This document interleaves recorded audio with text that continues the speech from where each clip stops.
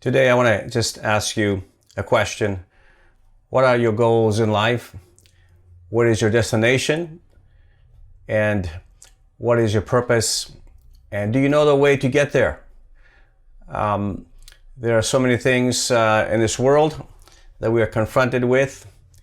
And there used to be an old saying back in the ancient days that said that all roads lead to Rome. And a modern version of that is that all pathways, every human being has his own path, and that path leads to God. Now, the reason all roads led to Rome is because everybody wanted to be in Rome. It was the capital of the world. It was where life and opportunity was, where the excitement, and it was where everybody wanted to be. But the truth is that it was from Rome that all roads led to. And Rome, the Romans built just thousands and thousands of miles of pathways and roads for people to be able to access Rome and come there and partake of the life that he had. Now, God has done the same thing. He has provided all kind of pathways, all kind of ways, all kind of paths for us to come to the purpose that He has for us, and He has for the world. And that purpose is really an individual path, but that path leads somewhere. And the truth that many people say that all roads lead to God is not really true. Those roads, all the roads that we take lead somewhere, but it's not always to God. Now, there's a verse in the Bible which I want to talk about today and I want to speak of. It is found in Genesis chapter 41 and verse 55. And this is the story of Joseph. The story of Joseph is a fascinating story. It is a story of pathways. It is a story of a journey. It is a story of a purpose. It is a story of a purpose not only for Joseph, but also for his family, a purpose for his nation, and a purpose for the world. And really, Joseph is in many ways what we call a type. Now, what is a type? A type in the Bible is a person who exemplifies everything that has to do with Christ. A symbol and an example and details of their life that mirror and that are symbolic of Christ who was to come. Now, his life is not only rich in circumstantial symbolism to that of Christ, but also he exemplifies the character of Christ. Now, first of all, he's a savior to his people. He saved his people in his path and his direction that God had for him. He was a pathway of God's plan. And also he was an example of meekness in the midst of all of it. He had the right attitude, the right spirit, the right purpose, and he was the right example for the world to see, just as Christ was. Now let's read that verse in Genesis chapter 41, verse 55. And to set up the scene, I want to describe here what's going on. We know the story of Joseph. God uses him, takes him to Egypt through a variety of circumstances, unbeknownst to him and beyond his control. And he finds himself in a position where God had promised him and had given him a vision of. He now has come to Pharaoh. The Pharaoh has had dreams about the future. And so Joseph interprets those dreams. And his dreams are that there will be 7 years of plenty in the land, and then there will be 7 years of horrible famine. And of course, he becomes the means by which Egypt is saved, because he stores for that time and he provides the food for the people. But let's read Genesis chapter 41, verse 55.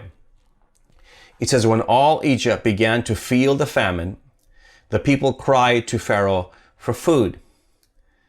Then Pharaoh told all the Egyptians, go to Joseph and do what he tells you to do. Now, the question then about our path is this. And the question about everyone's path is this: what is it that God is leading us to? And what are those paths mean? And what does the path that involves Christ mean and God? First of all, our path is a way to life and sustenance. Now the Egyptians, they knew what Joseph had said. They knew what God was doing through the interpretation of his dreams. And yet when the famine came, they all ran to the Pharaoh. They all ran to the supreme leader, the one who was the father of the nation. And yet what does the Pharaoh do? Instead of exercising his own authority and saying, sure, I will give you the food you need, and commanding his officers to provide food for the people, instead he tells them that they need to go to Joseph. They need to go to Joseph because Joseph was the one that was in charge of the storehouse of provision, the storehouse of the food and the bread of life, and he told them to go to him. Now, who enabled Joseph to do that, and who commissioned him? Well, it was the Pharaoh. And so many people today, they search for God and they want to go to God and find him. But many times when we go to God, instead of finding him, we find him directing us to his Son, which is the one he has provided for us to find the life and the liberty and the nutrients and the provision that we need to be saved in a difficult time. And so Christ is the means. He is the way to. He is the way to that God has for all mankind. We see that also in Luke chapter 9, verse 34 and 35, when Jesus and his disciples went up in the mountain, and then the glory of God came, and Jesus was glorified as God before their eyes. And he says in Luke chapter 9, 34 to 35, it says, while he was speaking, a cloud appeared and covered them. Now the cloud is the presence of God, the Father. And they were afraid as they entered the cloud. A voice came from the cloud saying, this is my Son, whom I have chosen. Listen to him. Now God is giving directive to mankind, to them and to us. He's saying, this is my Son whom I have chosen. I have chosen to be the means to me and the means for life and salvation for all. He has the provision. He has all you need to go through the time of difficulty, the time of famine, and he has a storehouse for you and your life to provide for you in those difficult times. So we need to know the way to. In Proverbs 16:25, it says, there is a way that seems right to a man, but its end is the way to death. Now, we might think that our way is right and our path is right. The direction that we have chosen for ourselves might be right. But here, Proverbs says that that way, even though it seems right to us, it might seem appropriate, that end only leads to death. The only way that leads to life is to Christ. Now, if a road led you to God the Father and you found your way to him, he would point you to Christ, whom he has appointed as the only means to avoid death. And this is really what God was doing. Joseph, the purpose of Joseph was to save the nation of Egypt and the world, for him to be a provision so that people wouldn't die. In fact, Joseph told his brothers later, he says, God did this so that many will be saved. And so not only was the nation saved, not only was his family saved, but the whole world was saved through him. And so we need to know the way to. Secondly, we need to know the way through. Now there's a road in Nevada, which without knowing, I took on one of our road trips. And of course, we were in Utah, and I wanted to get back home in the Bay Area as soon as possible. And I put in the GPS, the coordinates, and there was a straight shot right across in the shortest distance. And we went on that road, and now halfway through the road, I realized that this was a desolate place, and it reminded me, and I finally realized and understood the road that I was on. I had watched a documentary about this particular highway, and it was Highway 50 going through Nevada, part of Utah and Nevada. And it is known as the loneliest highway in the U.S. for good reason. It's over 400 miles of desolate, isolated, and barren wasteland, and with little to no service for hundreds of miles. I knew that it was where I was into as I travel about 60 miles in the middle of nowhere, which literally appeared to be like I was on Mars. There was nothing. There was no trees. There was no life, no shade of any kind. And as I travel about 50 to 60 miles in this desolate land, I came upon a sign, and the sign said, next service 120 miles. And so nervously, of course, I looked at my gas tank and tried to see if I had enough gas, because I was already committed at this point to make it through the journey, through that long span of time. I would like to say that it was a beautiful road. It was, even though it was desolate, it was really wonderful to be there in isolation and to be able to make it. It was actually a beautiful land. So it's the way through that God leads us. Now Jesus in John 14:6 says, Jesus answered, I am the way and the truth and the life. No one comes to the Father, listen to this, except through me. Now the through here is not necessarily a quick entry point into a club or ease and luxury. Here Jesus is talking about a long and often lonely highway home. But it is the quickest way there. It is the quickest distance. It is the fastest route. This highway, Highway 50, ran straight across the full state of Nevada and right to California. And so it is the straightest way that God can lead us to.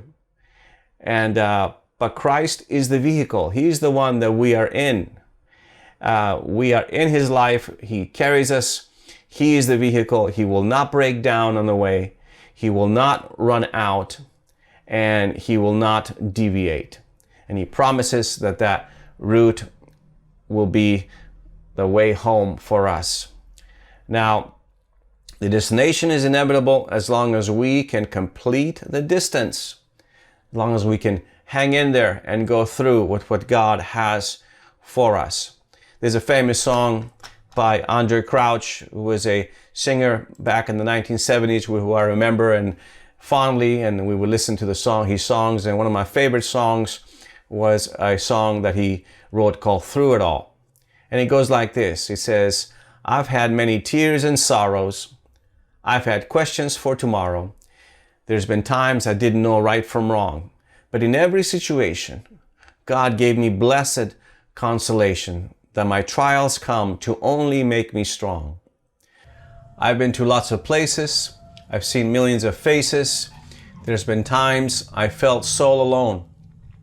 But in my lonely hours, yes, those precious lonely hours, Jesus lets me know that I was His own. Through it all, I've learned to trust in Jesus. I've learned to trust in God. Through it all, I've learned to depend upon His Word. Now, the way through Christ is a passage and not necessarily a entry point. Christ takes us through a passage into a life of provision and a life of learning and a life of growing and a life of trusting and a life of leading others as well. And so we have to go the same way that Jesus went and Joseph went. Joseph, like Christ, passed through sorrows, unknowns. He passed through rejection and isolation and slavery and injustice and humiliation. And so we must also find the way through.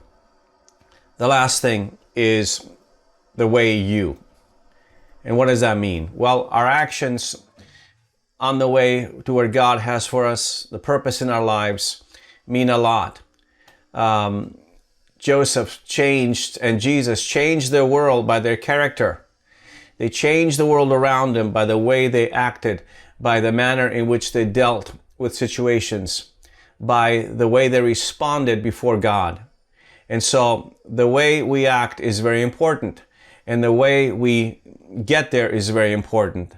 And the Lord considers certain things in our lives when we follow this journey to His purpose and His will and the life He has. First, He considers the weight of our heart. In Proverbs chapter 21, verse 2, He says, "Every way of a man is right in his own eyes, but the Lord weighs the hearts." Well, what does that mean? The Lord is looking for heavy hearts to lighten. God is looking for hearts that are heavy with the right burdens, the right concerns. And He's looking for those hearts so He can lighten them with His grace, and He can make them lighter. Now, we shouldn't be burdened with the wrong things. We shouldn't be burdened with things that are not right and because of things that we have done wrong. But if we are burdened with the true things of this life, the things that are righteous and true, God is looking for people to lighten their hearts. Perhaps on the way you are experiencing loneliness, you're experiencing some isolation, and it might seem that you're the only one in this path, in this road. Perhaps you're feeling the scorching heat of the day, and maybe you feel a sense of endlessness. And that endlessness seems frightening and daunting, not knowing when the morning will come. That the night seems to be going on forever. But God is looking at the weight of our hearts, and He's looking to encourage us and to uplift us and to help us continue on our way. Secondly, God is looking for the lightness of our yoke. In Matthew chapter 11, verse 28 to 30, it says, "Come to me, all you who are weary and burdened, and I will give you rest. Take my yoke upon you and learn from me, for I am gentle and humble in heart, and you will find rest for your souls. For my yoke is easy and my burden is light." Now, it's important to understand that the yoke is not put upon us by force. We put on the yoke on ourselves. And this kind of yoke that we put on ourselves leads to learning and rest. Now, this seems counterintuitive, that a yoke upon our bodies and upon our necks would bring about rest. But it is the lightness of attitude in the spirit that brings rest. And actually, when we're willing to put on the yoke of Christ, the purpose of God and the direction of God in our lives and not our own direction, then that becomes restful. We can rest in knowing that God is in charge of our path and He's in charge of our destiny. And so His yoke that we put on ourselves, He will never put that yoke upon us forcibly, but that yoke that we take upon ourselves is lightness and will bring us joy and rest. And lastly, God is looking for the clarity of our eyes. It's important to have clarity and vision. This is what Joseph had on his path. He knew what God had promised him. He knew what God had told him. He knew where he was supposed to go, although he didn't understand the pathway there. But he knew, and the clarity of our eyes is important. In 1 Peter chapter 1, verse 8 and 9, it says, "Though you have not seen Him, you love Him. And even though you do not see Him now, you believe in Him and are filled with an inexpressible and glorious joy. For you are receiving the end result of your faith, the salvation of your souls." So God wants us to have clarity in our eyes, to know that we are saved, that we know we belong to Christ, and we know that we are headed in the place that He wants us to. So it's important to remember that we need to know and understand the way to, need to understand the way through, and we need to understand the way we act and behave, which is the weight of our heart, the lightness of our yoke, and the clarity of our eyes. So God bless you. I hope this encouraged you and kept you going forward and trusting the Lord in your life for the end He has for you. God bless you.